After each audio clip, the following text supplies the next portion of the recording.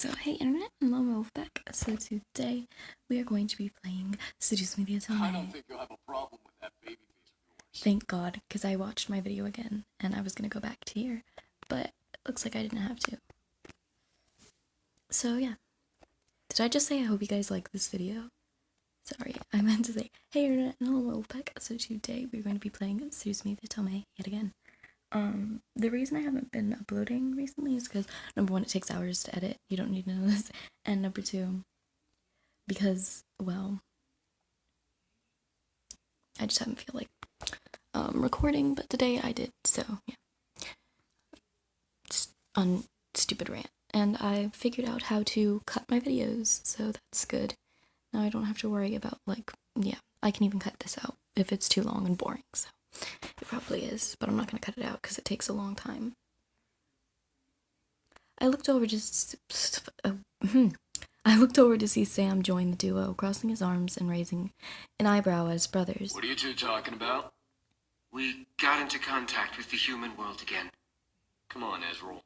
Give humans too much attention. No way, you gotta listen! They apparently have stores and books and schools and stuff! So what? It's full of humans who piss on each other for no reason. They're no better than the devil spawn. It's kinda true. Nuh-uh! The one we were talking to wasn't like that! How do you know, Sakeru? Because I do! Damien just What's shut up. going on here? They want to go to the human world. The human world? Racero, think about it! You won't have to marry that girl and be the heir anymore! You could be with us, and we can make lives for ourselves in the new world! Now you're just talking nonsense. I vote that we do it.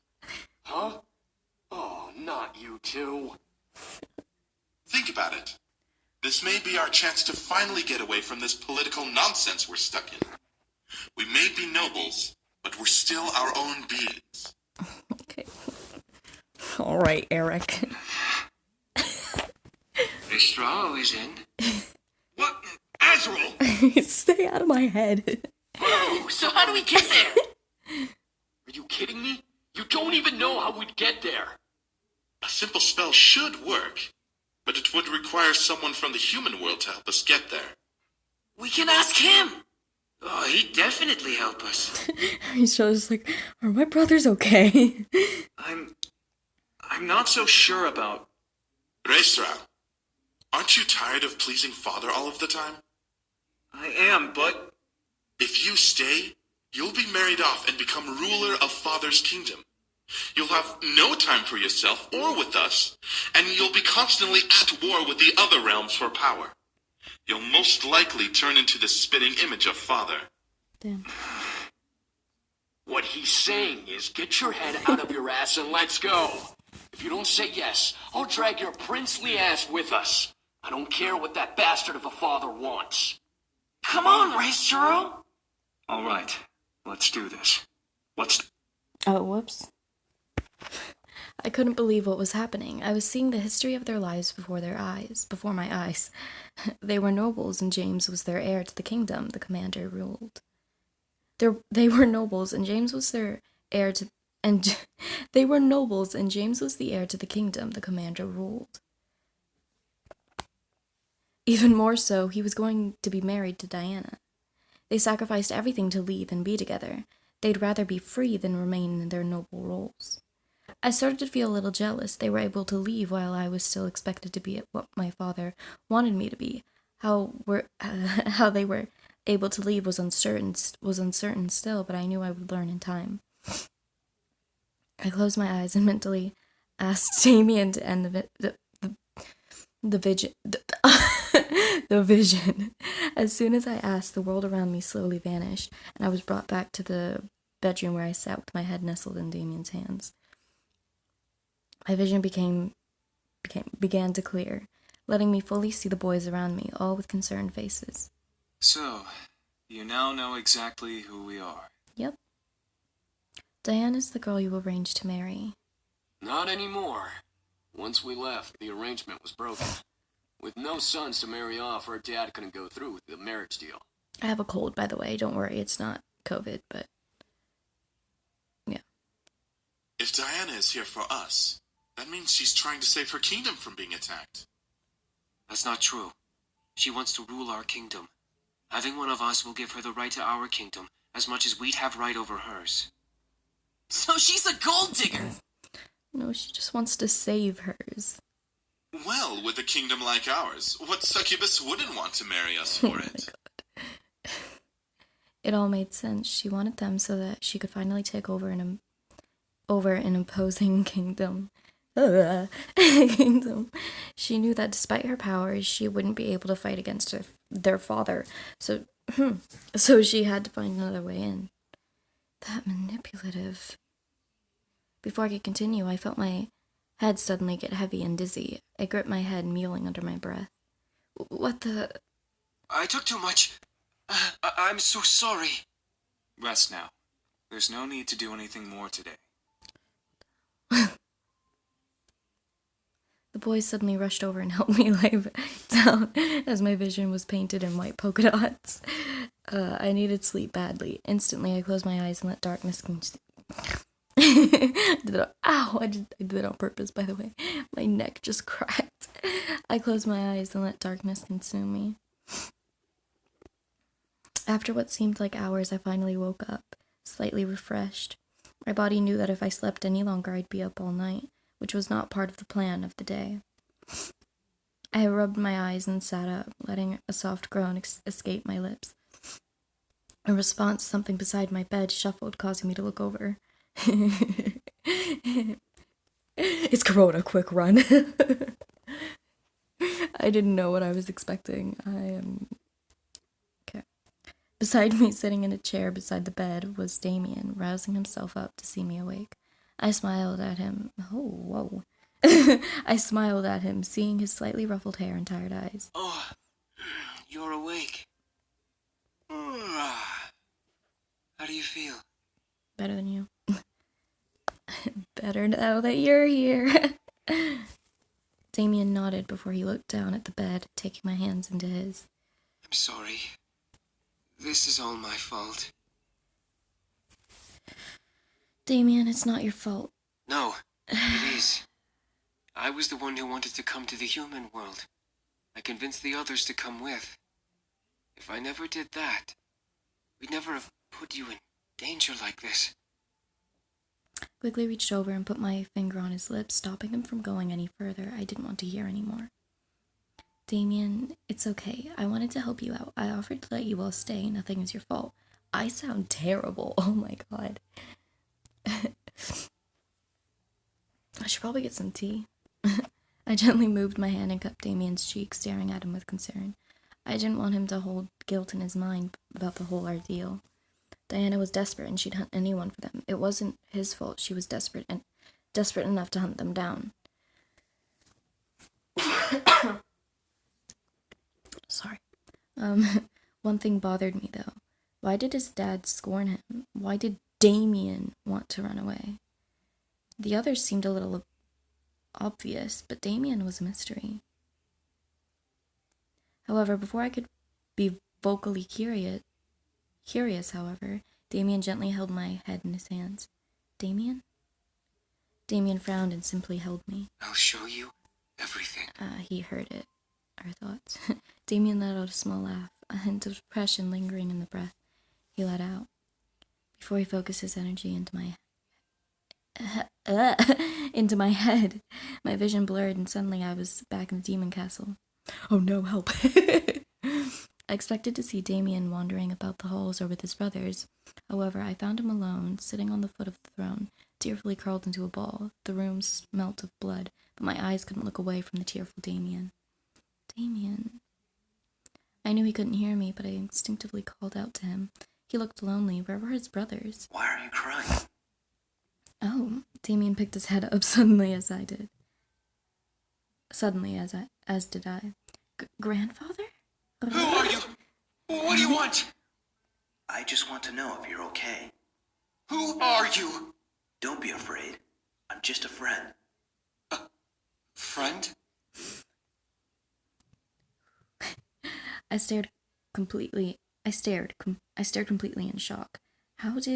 When did my grandfather knew them? Everything started going in fast forward. I saw Damien talking to the voice of my grandfather, seeing his sad face go from happy to surprised to fascinated and cycle randomly. There were even moments when Matthew joined him, letting Damien speak for the voice in the air. It was all unbelievable. Here, my grandfather spoke of the human world, painting it to be a beautiful world full of opportunity. How did my grandfather know about all of this? What was going on? My mind slightly spun at the idea that my grandfather delved into magic and demons. Eventually, the world around me slowed down to see the boys standing before the empty throne. They looked determined, stout, and ready for something to happen. Damien stepped forward and held his hand out to the throne. O tenebris portas, aperiat nobis, laudetur exitum, desiderium. I can translate that later if you want. Yeah. My grandfather stared. I'm low on storage. My grandfather stared to chant a phrase unfamiliar to me, letting it to rupture into the air around the boys. Gusts of wind started to brush through the room like a storm rushing in. I watched, however, as a small tear opened in the air in front of the throne. Sorry, I'm cracking my neck. Okay. In front of the throne, it glowed an unholy purple color, peeking into a very familiar pink cafe. No way, that's... Quickly, Sam rushed over and drove his hands through the tear, pulling it open and making it larger and revealing the Pink Lady Cafe, with my grandfather on the other side. My grandfather held out his hand, ushering the boys to come. Hurry up, boys! I can't hold it open for long! Instantly, the boys ran through the tear, climbing through and almost crashing into the tables and chairs at the cafe. I felt myself move through as well, joining them as my grandfather closed the portal. The boys looked around the space, almost mystified at the sight. My grandfather laughed out of breath before sitting down at one of the nearby tables. There now. Welcome to the human world, boys. Let's see. Kay, make us some coffee, please. These boys need a drink. I turned to see Kay, the owner of the cafe, and the only other person in the room besides the boys, smile and quickly get to work on making coffee. I was dumbfounded. She knew about them?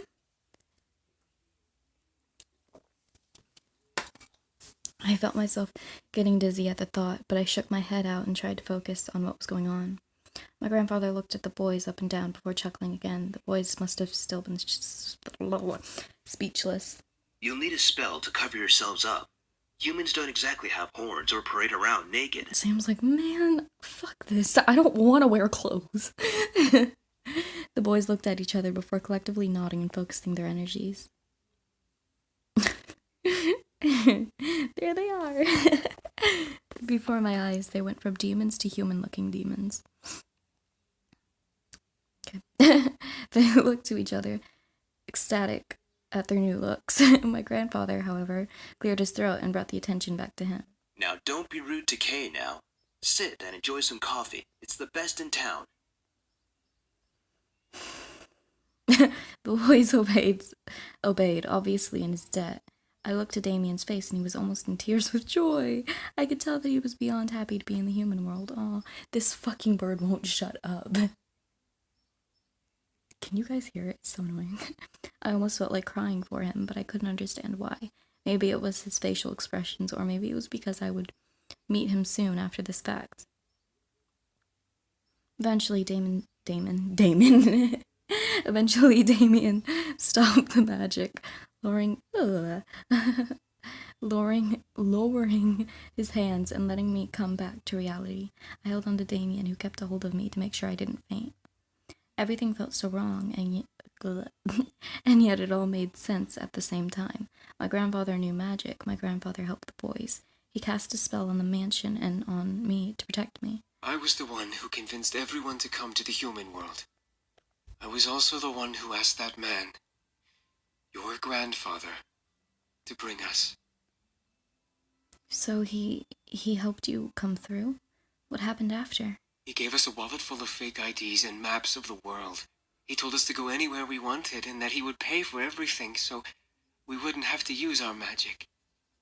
Aww. It was like he made us human. Oh, that's all Damien wants. Damien laughed nostalgically. I could tell he was happy remembering how my grandfather had helped. I still couldn't wrap my head around it, but the answers I wanted were 6 feet under and unreachable now. You really wanted to be human? Damien looked at me, his eyes glimmering in both hope and shame. More than anything, I still want to be human. I don't mean just in looks. Everything. Damien looked to his hands, lowering them to the bed between us. Humans don't read minds. Humans don't hurt people like demons do. I didn't ask to be a demon. I want to learn things, go places, and not have to be bound by magic or anything. I stared. It was pitiful to see him like this. He looked almost like a child, begging me for something he really wanted. I wanted to help somehow. I just didn't know how. It's all right. Damien? You've already done so much for me and my brothers, sheltering us, letting us continue to live here.